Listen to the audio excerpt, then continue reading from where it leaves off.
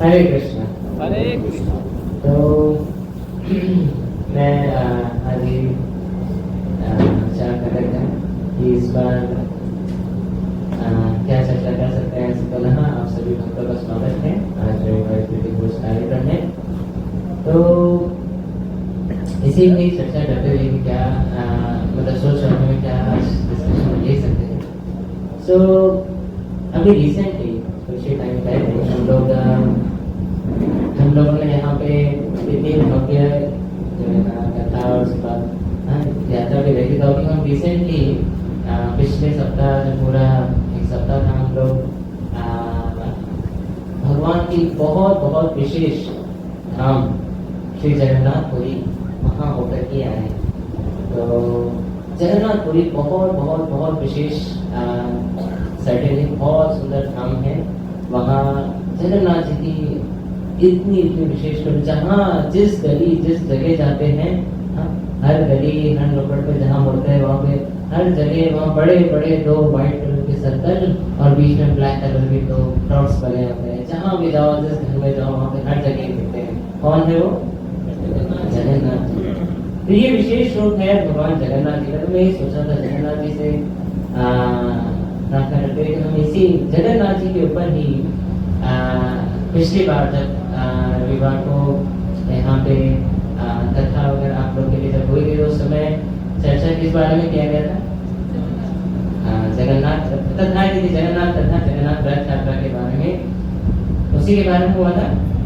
रथ यात्रा किस प्रकार से जो है भगवान की इतनी भव्य तरीके से निकाली जाती है। हम लोग इस बार जब वहाँ गए थे तो सौभाग्य था वहाँ पे जो विशाल जब भगवान स्वयं बाहर आते हैं रथ यात्रा के रूप में तो वहाँ अभी जो रथ है भगवान का रथ बन रहा वो भी कंस्ट्रक्शन फेज में था।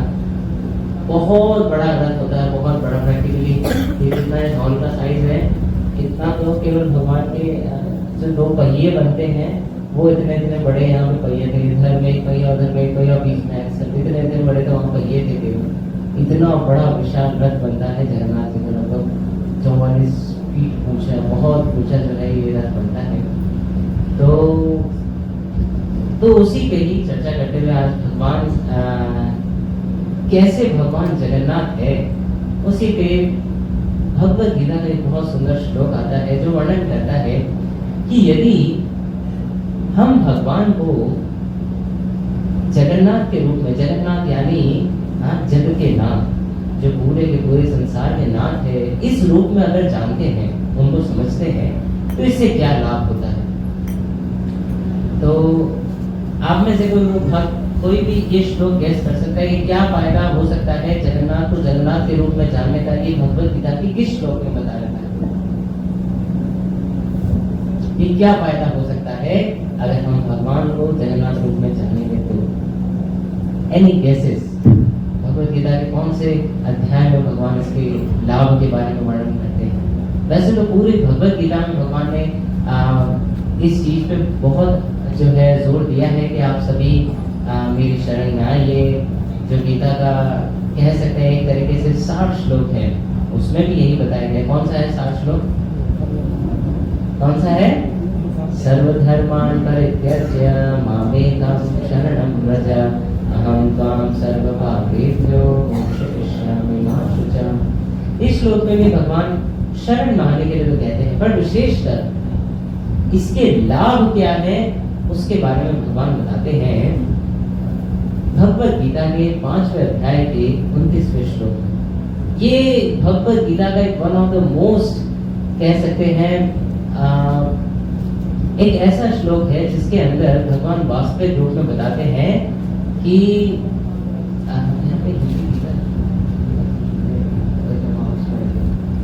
तो जिसमें भगवान ये बताते हैं कि हम अगर इस श्लोक को अगर हम पढ़ेंगे समझेंगे, इस श्लोक को अपने जीवन में उतारेंगे तो उसका लाभ क्या होता है। तो वहां पे भगवान बताते हैं कि वास्तविक रूप में अगर हम जगन्नाथ यानी जगन्नाथ भगवान कौन है?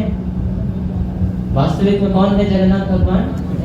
श्री कृष्ण से अभिन्न है। यस। तो एक बहुत महान वैष्णव गीत गाते हुए एक भजन कहते हैं, जय गौर यहाँ गौर भगवान है, श्री गौरांग महाप्रभु, जय गौर सही कृष्ण सही जगन्नाथ। ऑल थ्री, ये तीनों एक ही व्यक्ति हैं, अलग अलग रूप में आते हैं। तो उसी में ये वर्णन किया गया है। तो अब जो 5वां अध्याय है, भगवान भगवद गीता के अर्जुन को पूरे इस दौर से जब ले जा रहे होते हैं, तो खास बात ये भी आती है कि भगवान अर्जुन को केवल, अगर देखा जाए तो एक वैसे भगवद गीता जो है सुनाई गई है युद्ध के मैदान पे, लेकिन ऐसा नहीं है कि केवल भगवान ने वही ज्ञान दिया है जो युद्ध के मैदान पे चाहिए, ऐसा नहीं है। भगवान ने संपूर्ण, कई लोगों को लगता है कि यार गीता में तो केवल गीता घर पे लेके आएंगे तो, या महाभारत घर पे लेके आएंगे तो हमारे घर में भी क्या होगा, क्या होगा, महाभारत हो जाएगी, यहाँ भी महाभारत बच जाएगी, इसलिए नहीं लेके आना है। तो दो भाइयों के बीच की लड़ाई का वर्णन करता है तो हमें नहीं लेके आना। लेकिन आप सोचिए जो ग्रंथ लिखा गया है केवल ऐसे युद्ध मैदान के बीच में, वहां पे भगवान एक बिल्कुल विपरीत पॉइंट को टच करते हुए बताते हैं कि अगर आप मुझे जगन्नाथ या भगवान मुझे इस रूप में जानोगे यहाँ कि मैं सभी लोगों का या सभी जग का मैं नाथ हूँ, इस रूप में जानोगे तो क्या इसका बेनिफिट होता है, जानना चाहोगे? हरि बोल। तो इसके बारे में भगवान बताते हैं इस अध्याय 5 अध्याय जिसका शीर्षक कृष्ण भावना भावित कर्म योग, कृष्ण भावना भावित कर्म। भगवान इसके 29वें श्लोक में बताते हैं। आप लोग प्रयास कर सकते हैं, मैं आधा आधा करके ये श्लोक बोलूंगा, आप लोग पीछे बोल सकते हैं।